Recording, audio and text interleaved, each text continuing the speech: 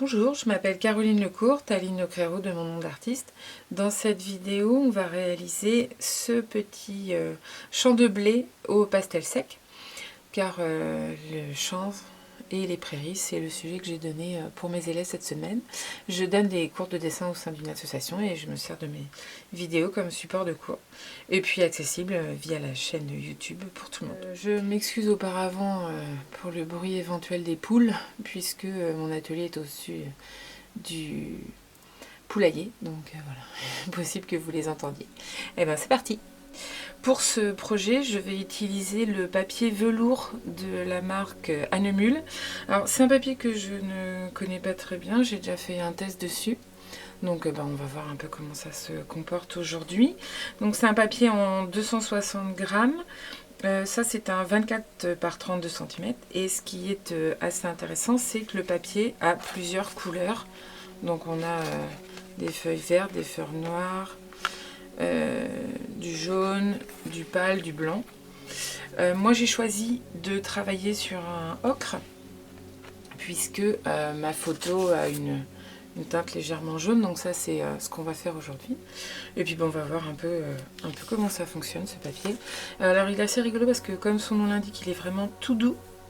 J'ai pas l'impression que ce soit un papier qui supporte énormément de nombreuses couches de pastel, contrairement au papier plus granuleux comme le pastel mat, le pastel card ou le pastel touche. Mais bon, on va voir un peu comment il se comporte. J'ai sélectionné des couleurs, donc vous pouvez voir ici. Donc il y a quelques crayons à pastel. Et puis différentes couleurs qui sont ici. J'ai aussi un petit peu de petit matériel. Donc ça, ce sont des shapers. Donc c'est des pointes en silicone qui permettent de faire du mélange. Bon, je les ai sorties, mais je suis pas vraiment sûre qu'on en ait besoin. La gomme mie-de-pain pour pouvoir enlever un peu les excédents. Je sais pas si le papier se gomme beaucoup, on verra. Des estompes au cas où. Le cutter pour pouvoir tailler mes crayons, parce que les crayons à pastel c'est fragile. Ça ne se taille pas au taille-crayon, à part certains taille-crayons un peu spéciaux, mais bon, qui ne sont pas forcément donnés. Donc pour pouvoir les avoir fins comme ça, je les taille au cutter et après j'aiguise les mines. Alors moi j'ai, ça c'est un dessus de boîte dans lequel je range mes pastels, et dessus j'ai mis un papier abrasif le plus fin qu'on trouve en magasin de bricolage, et du coup je viens frotter ma mine dessus pour l'aiguiser. Alors on y va avec délicatesse puisque la mine du crayon pastel, hein, c'est de la craie tout simplement, et du coup c'est des mines très fragiles, donc si vous voulez qu'elles perdurent dans le temps, faut en prendre bien soin, et on prend bien soin de sa boîte, et surtout on ne fait pas tomber parce que sinon les mines se fractionnent et puis après vous pouvez plus les tailler. Donc j'ai une sélection de couleurs ici. J'aime bien préparer mes couleurs à l'avance parce que comme ça m'évite d'aller prendre une couleur que j'ai pas encore mis à la fin du dessin et qui n'est pas du tout en harmonie avec le reste du tableau. Donc on a différents verts, du plus foncé au plus clair. Après on a des jaunes orangés, une toute petite touche de mauve parce que dans le ciel il y a quelques petites traces de mauve. En termes de pastels, j'ai des pastels comme ceux-ci qui sont des carrés comptés, donc qui sont très secs. Et après des pastels comme ceux-ci, donc ça doit être des Jaxel, si je ne dis pas de bêtises. Et puis des plus tendres, comme par exemple les Rembrandt. Sachant que là j'ai un dessin avec des choses très fines, prendre un pastel trop tendre, c'est intéressant parce que du coup ça vient déposer beaucoup de pigments et les couleurs peuvent être assez intenses. Mais du coup on n'est pas sur des choses très fines puisque le pastel va s'effriter beaucoup plus vite et parce qu'il est beaucoup plus tendre. Donc pour l'instant je vais essayer de me contenter de ça. Et puis de mes crayons. Donc voilà. Je vais juste dessiner là ma ligne d'horizon. Ah oui, alors petite chose qui a son importance, vous voyez qu'il y a deux règles sur mon plan de travail. Celle-ci, tout simplement, je vais l'utiliser. Je tape ma feuille pour enlever l'excédent et après, je viens pousser parce que le pastel, ça fait un peu des résidus, donc ça peut être pas mal. Et ça, c'est une petite règle en bois toute bête. Alors, ça, c'est plutôt intéressant. Je vais mettre les shapers ici, c'est plus facile. Tout simplement, je pose ma règle comme ça, posée sur ma feuille, et ça me permet de poser mon poignet pour pouvoir travailler. Et puis d'être un peu plus souple, parce que des fois, le pastel, si on met sa main, on fait des traînées, on embarque le pigment, et du coup, ça vient gâcher votre travail. Donc ça, c'est quelque chose d'assez pratique. Donc si ça vous arrive de regarder un peu des tableaux dans les musées, etc., on voit de temps en temps des portraits de peintres, des portraits anciens, 16e, 17e siècle, où on voit les peintres avec des espèces de petits bâtons et au bout une petite mousse. Et ben c'est tout simplement le principe là, c'est-à-dire qu'on posait un bâton qu'on tenait avec une main et ça permettait de pouvoir poser sa main quelque part sans reposer sur le tableau. Les lignes d'horizon, on n'hésite pas, hein. Toujours plus pratique de les dessiner avec une règle.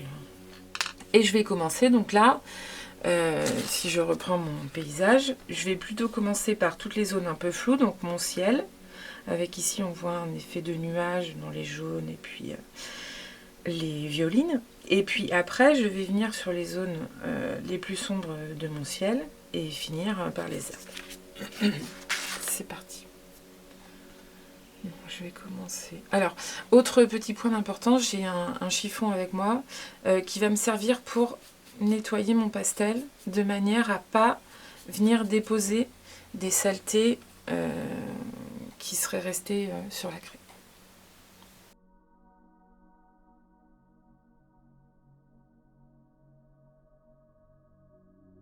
Ce papier m'a l'air de bien...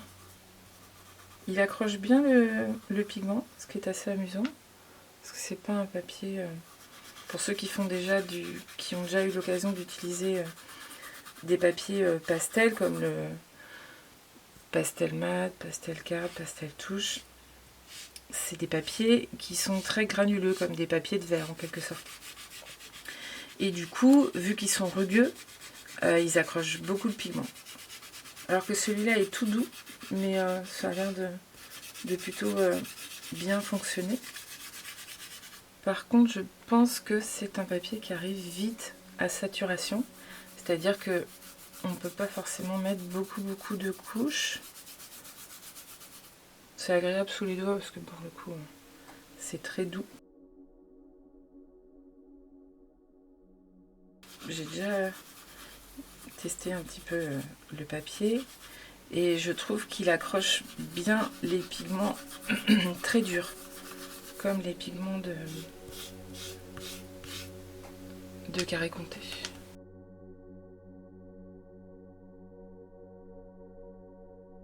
Je dirais que c'est un papier qui est plutôt intéressant quand on veut faire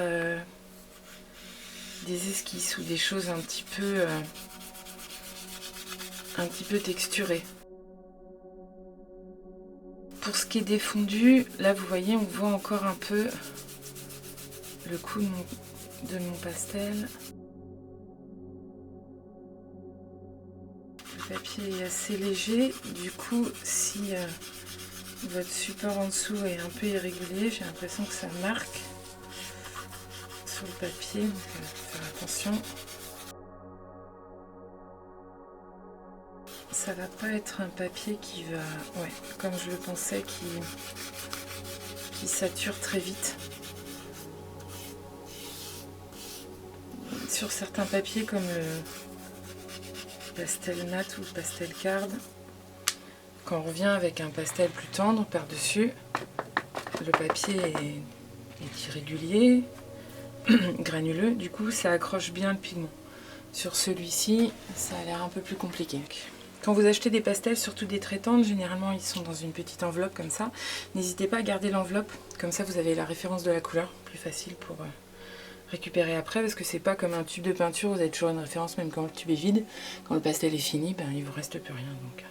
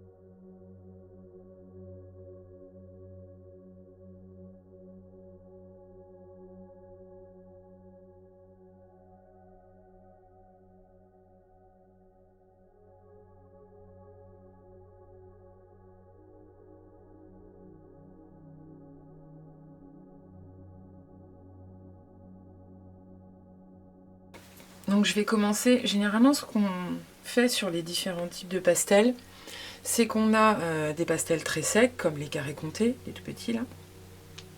Et puis au fur et à mesure qu'on avance dans son travail, on va vers des pastels de plus en plus tendres, en finissant par les pastels très tendres. Parce que si vous commencez avec des pastels très très tendres dès le début, les papiers pastels, même si c'est celui-ci, hein, sont un peu abrasifs, donc vous allez finir vos pastels tendres très très vite, et c'est pas forcément donné. Donc on commence plutôt par les très secs, et puis au fur et à mesure qu'on avance dans son travail, on va vers les plus tendres. Donc là je vais partir sur ceci.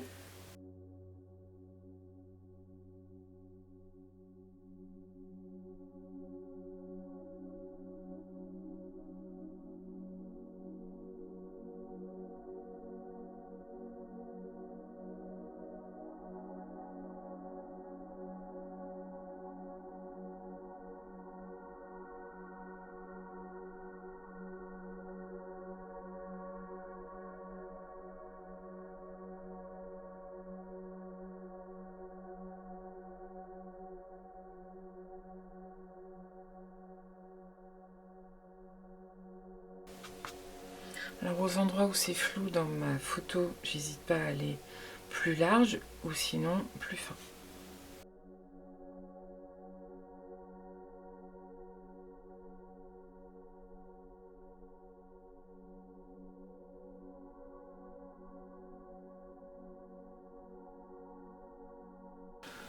Ce qui fait l'intérêt d'un dessin et ce qui donne un peu du relief aux choses, c'est le contraste. Donc là, dans mes zones un peu jaunes, j'hésite pas à venir avec une couleur un petit peu plus soutenue. Alors ça, c'est pareil, c'est un pastel tendre. Donc il faut que je tourne beaucoup pour avoir une arête qui reste le plus vive possible. Et je donne juste des tout petits coups brefs pour pas déposer trop de couleurs, que ce soit juste.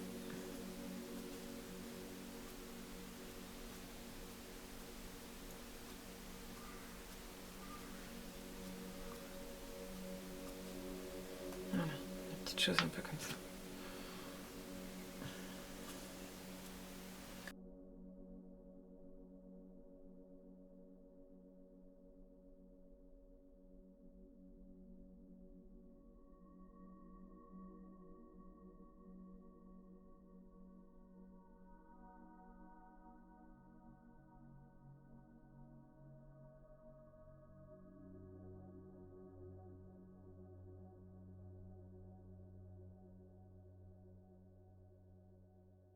Un petit peu.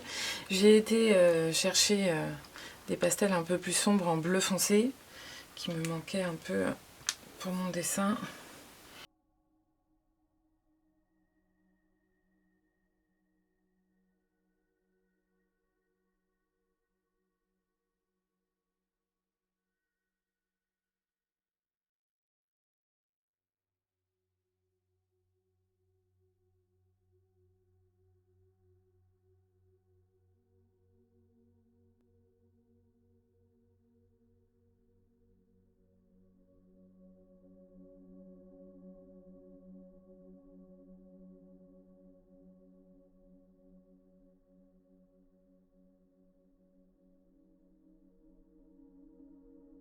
J'alterne entre les endroits où je fais des traits très vifs avec un tout petit peu de couleur comme ça et les zones où je vais faire des choses plus sombres et plus diffuses.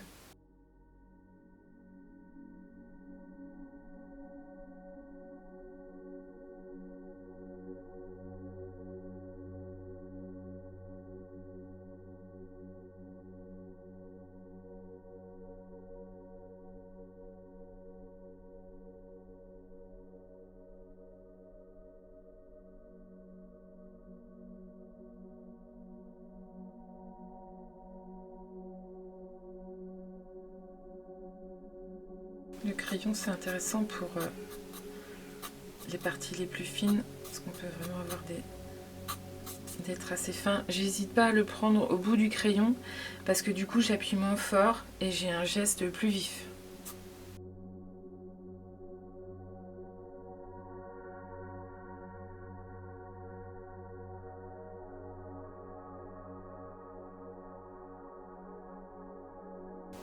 Au cas de besoin, on peut recouper son pastel pour avoir une tranche fine.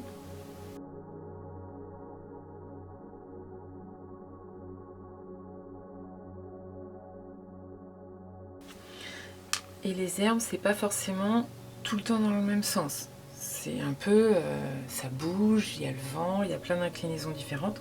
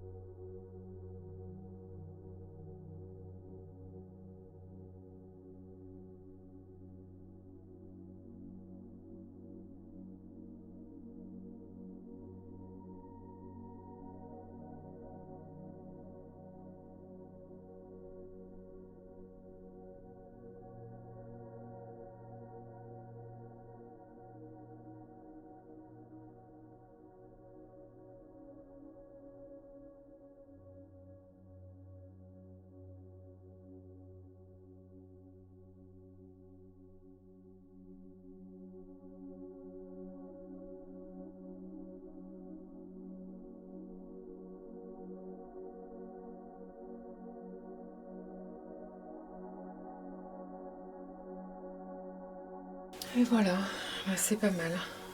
Alors, sur ce papier-là, on a une possibilité qui est marquée sur le carnet, c'est de le mouiller. Alors, ils sont assez rares les papiers pastels qu'on peut mouiller. Mais une fois mouillé, ça redonne un petit peu plus d'intensité aux couleurs. Bah, on va tester ça maintenant. J'ai vaguement vu, mais... Donc ça, c'est un petit spray de produits cosmétiques, voilà, qui était vide. Donc j'ai mis de l'eau dedans. Et en mouillant le papier, une fois qu'on repasse le pastel dessus, ça accroche beaucoup plus et ça donne un côté un peu plus vibrant à notre peinture. Donc ce qu'on va faire, c'est que je vais plutôt concentrer mon spray, ou du moins je vais essayer, sur cette partie-là et on viendra remettre du blanc. Donc bah, écoutez, c'est parti. Voilà, donc je vais utiliser ça pour masquer la partie basse de mon dessin. Je me tiens un petit peu plus haute quand même. Je ne sais pas si vous allez voir ma main. Non, pas trop, mais du coup, je vais essayer comme ça. Voilà. Et je viens... Un coup. Voilà. J'ai mis mon spray d'eau. On expérimente dans cette vidéo. Je vais revenir avec mon blanc et puis avec mes couleurs dorées. Et là, on voit le pigment blanc accroche beaucoup plus.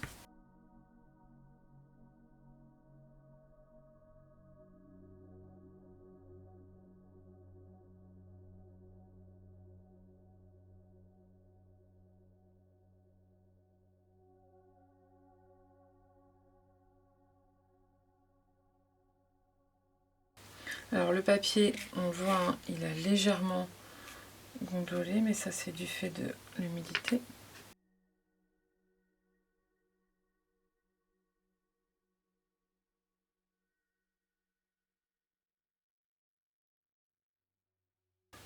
Le fait de mouiller le papier, ça a vraiment permis à ce que mon pigment accroche bien quand je le pose. Et comme c'est vraiment un papier qui facilite le travail de la touche, ça rend ma touche encore plus vibrante.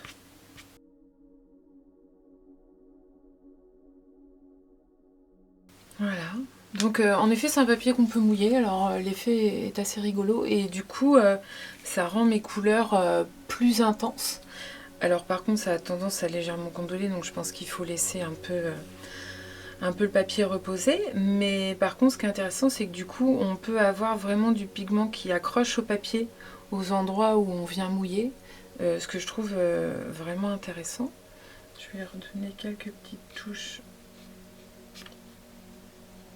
aux endroits où la lumière accroche sur mes zones sombres et quelques petites branches un peu lumineuses.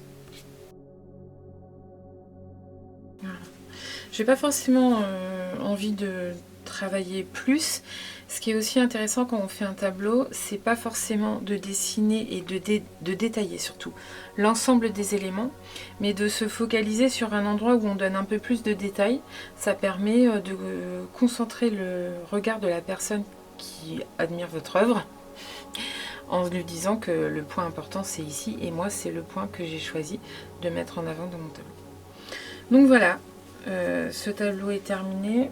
Alors c'est un papier qui accroche spécialement le pastel, donc a priori qui n'a pas besoin d'être fixé. Je vais voir comment il vieillit et puis je mettrai des informations supplémentaires dans la barre d'infos de la vidéo.